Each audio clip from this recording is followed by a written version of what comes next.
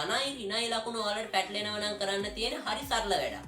පළවෙනි පදයක් ඍණ වෙලා දෙවෙනි පදයක් ඍණ වෙලා හරි. පළවෙනි පදයක් ධන වෙලා දෙවෙනි පදයක් ධන වෙලා හරි තියෙනවා නම් අන්න ඒ වෙලාවට කරන්න ඕනේ. කියන්නේ සමාන පද සමාන ලකුණු සහිත වෙලාවට පළමු පදයේ සහ දෙවෙනි පදයේ අපි මොකද කරන්නේ? සියලුම පද ධන වෙනවා. හරිද?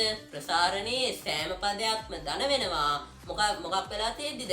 සමජාතීය ලකුණු සහිත වෙලාවට. සමජාතීය කියන්නේ එකම විදිහේ ලකුණු. ඒ කියන්නේ මෙතන නම් ඍණ පළවෙනි පදයයි දෙවෙනි පදයයි. ධන නම් ධන වෙන්න ඕනේ පළවෙනි පදයයි දෙවෙනි පදයයි. හරිද? දැන් ඒ වගේම පුතේ මෙහෙම දෙයක්ත් තියෙනවා. හරිද? දැන් කවුරු හරි මැද පදයක් එක පදයක් ඍණ වෙලා නම් ඒක පදයක් ඍණ. හරිද? ඒ කියන්නේ විෂම ජාතිය ලකුණු විෂම ලකුණු පවතිනවා. ඒ කියන්නේ මේ දෙන්නට ධනයි ඍණයි ඇවිල්ලා තියෙනවා. ඒ කියන්නේ විෂමයි සමාන නැහැ. හරිද? අන්න ඒ වෙලාවට පුතේ කරන්න තියෙන හොඳම වැඩේ තමයි මැද පදය. ඒ කියන්නේ පුතේ පද දෙන්නගේ ගුණිතය දෙකෙන් ගුණ කරලා ගන්න පදේ තියෙනවනේ. ඔන්න ඔය පදයට මොකද කරන්න ඕනේ? ඍණ ලකුණක් දාන්න. හරිද? දැන් මෙතන පළවෙනි පදේ ඍණ වුණා කියලා අවුලක් වෙන්නේ නැහැ එකට. දෙවෙනි පදේ ඍණ වුණා කියලා අවුලක් වෙන්නේ නැහැ. හැබැයි පද දෙකෙන් එකක ලකුණයි මාරු වෙලා තියෙන්න ඕනේ. මොකද්ද වෙලා තියෙන්න ඕනේ? විශේෂ දේ විෂම ජාතිය ලකුණුයි තියෙන්න ඕනේ. සමජාතීය ධන හරි ඍණ හරි ලකුණු තියෙනවා නම් ඒ වෙලාවට පුතේ සෑම පදයක්ම මොකද වෙන්නේ? ධන වෙනවා. සමජාතීය ලකුණු කියන්නේ පුතේ පළවෙනි පදයට එකම ලකුණ එන්න ඕනේ, දෙවෙනි පදයටත් ඒ ලකුණම එන්න ඕනේ.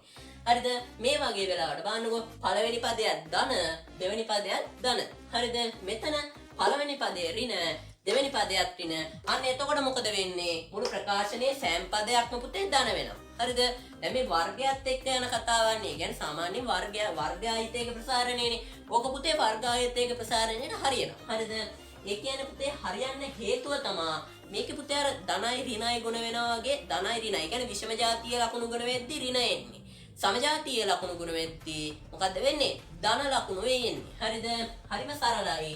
විෂම ජාතිය ලකුණු සහිත නම් පළවෙනි පදයේ සහ දෙවෙනි පදයේ මොකද වෙන්නේ? මැද පදයට. ඒ කියන්නේ දෙවරක් පළවෙනි පදේ වරක් දෙවෙනි පදේ කියන පදේට මොකද වෙන්නේ?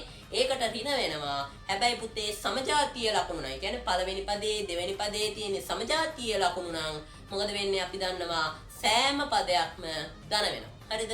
එතකොට දීපද ප්‍රසාරණයක පුතේ ඔච්චරයි අතරම මතක තියාගන්නට තියෙන්නේ. හරිද?